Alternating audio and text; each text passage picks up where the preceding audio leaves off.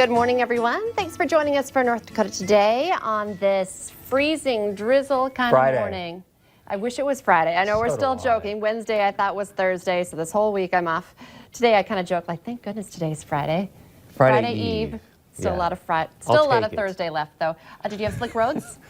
Oh my goodness. I got it this morning. You're like, okay, last night was a little bit funky, but I thought, well, we'll see how it is this morning. So I went to go to the gym and almost slammed right into like a huge snow pile, and I was moseying along, like not cruising. Yeah, I know yesterday when I left work, I had to scrape my windshield. Yes. And so I know we have a picture of one of our producers' cars, I believe. Look at, like, you know, because it's just lightly has been coming down, like just continuously yesterday, overnight, this morning. So it's like you think it's not so bad, but it really starts to add up. So I was kind of wondering, I know it was slick when I left right now. And I know meteorologist Lisa Green has been doing live updates all morning because of this. It's just that little bit of drizzle. It just causes big problems, whether you're, even if you're walking, you know, because it's slick on the sidewalk. And I think you at least for me, I keep thinking, hey, it's going to be almost 40 degrees over the weekend. So this just sort of seems like, all right, we'll just not even sort of ignore today until your car is like slip sliding all over the place. So if but that's the whole point. We start warming up, you know, temperatures get nice and then we get rain. Yeah.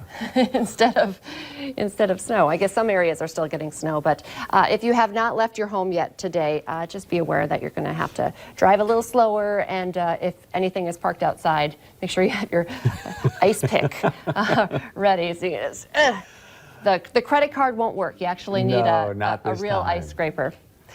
So yesterday I was just could not stop looking at Vanessa Bryant's Instagram page.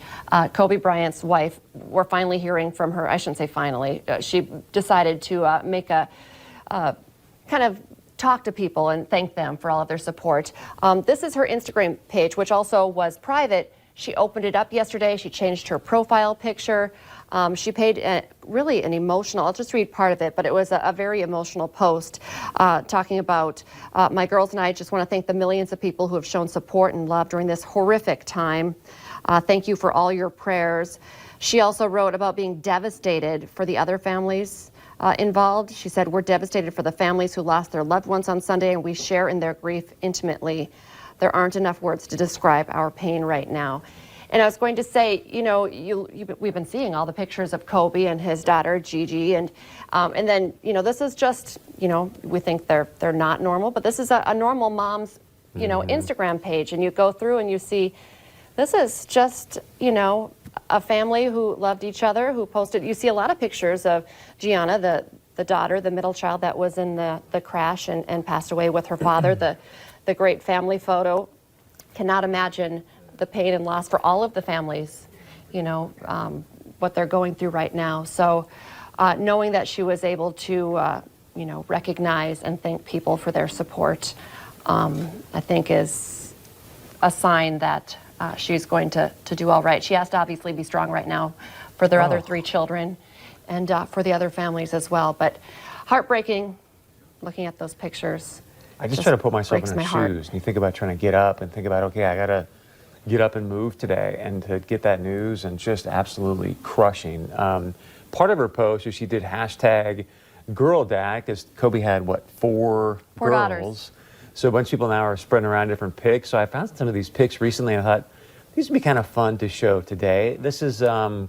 well, we actually, celebs have been doing this. This kind of, the celebs, it's a trending thing right now, girl dad trending on all of the social platforms, which I love. From like day one when we were talking, there's some interviews. I know one of the ESPN sportscasters really had a heartfelt, you know, speech on talking to Kobe about him being so happy that he is a girl dad. So this is when we brought Isabella, I mean, probably the day or day after she got home from the hospital. As you can see, I mean, she's like the size of my hand. So this is one of them. I think there should be one more, I hope. Oh, look at little baby Isabella. I know. Look at baby Chris Berg. She looks like she's like playing the guitar or something, you know what I mean? I was probably shell-shocked right there. I was just like, oh my gosh, what is going on right now? That here I am with this human being that I just helped create. But it is incredible to have a little girl. What it does to a man is, it's probably like when you're pregnant, you can't explain it to a guy. You can't explain to a guy, from a guy to a girl, like what's it like to to have a little girl. It changes especially you for for me, sure. yeah, being an only And child. I only have 2 girls, so here's my girl-dad pick as well. I think JB as well. He was the tough guy growing up in high school, the hockey player. He was pretty sure we were going to have boys. Yep. And then we had 2 girls, and I think it makes tough guys a little softer when they become a hashtag girl dad. So I love seeing this. We're seeing a lot on Twitter, Instagram, Facebook. If you're a girl dad, post your picture. Post it on our North Dakota Today page as well. We would love to see it. Yeah. So, and we're celebrating girl dads as we, celebrate the life and legacy of Kobe Bryant and his love for his daughters. I know I just read a post from one of my friends on Facebook about, obviously Kobe was a superstar NBA player, but he also coached his daughter's basketball team. So also kind of saying, hey, dads who are spending the time coaching their kids when they're not so good, when they're little. I watch it, whether it's basketball or football or soccer. Kudos to those dads, to the girl dads. So it's a good time to recognize and celebrate, Oh, yeah. family. So Take a moment, give him an extra hug. It's just, obviously, like with Kobe, you just never know. I mean, he's never probably know. ridden that helicopter a gazillion times. So this week, Super Bowl week, taking a little turn here. We've been talking a lot about, and we're going to talk again today, Super Bowl menu. We've been talking a ton about Shakira and J-Lo. Can't wait. But I'm also very excited for the commercials. And today I got to visit with a VP of marketing at Bud Light about what they have planned and how we, Chris, get to decide which commercial they are going to play on Sunday. You don't have to wait for the big game to catch the biggest commercials. And this year, one of the biggest commercials will be from Bud Light and Bud Light Seltzer, featuring none other than Grammy-nominated musician Post Malone. The best part? Bud Light issued a call to fans asking them to help decide which commercial to air during the Super Bowl this year. So you get to play a role. Joining us now to take us behind the scenes of both hilarious commercials is Andy Gohler, Vice President of Marketing for Bud Light. Andy, thank you so much for joining us today. I was hoping Post Malone was going to join us as well. Oh, Lisa, well, good to be here. It's good to thank you so much for having us. And yeah, this is an exciting time. It's, as you know, the biggest marketing moment of the year for us, the Super Bowl. So, it's interesting. We have, as you mentioned, quite a dilemma on our hands. We're not quite sure what spot to air, on the big game Sunday, on the Super Bowl game. So, yeah, we've reached out to our fans to help us decide. We've never done anything like this before. It's a bit risky, but yeah, we figured since we can't decide, let's reach out and have some fun with this. So that's what we're doing. It's an interesting approach. As the VP of Bud Light, I'm a little nervous, not knowing at this point what spot I'm going to run on the biggest game of the year, the Super Bowl. But we'll see here in the next couple of days. Okay, yeah, I could see that it would be a little risky because you do spend a little bit of money on these spots during the Super Bowl. And as I teased right away, of course, it's great to visit with you. I knew Post Malone was not going to be joining you, but let's talk a little bit about your, working with Post Malone. What is your opinion, and what was that experience like? Well, as you said in your opening, he right now is the most popular recording artist in the world, and he is a Bud Light lover. He's a Bud Light fan of ours. He drinks Bud Light.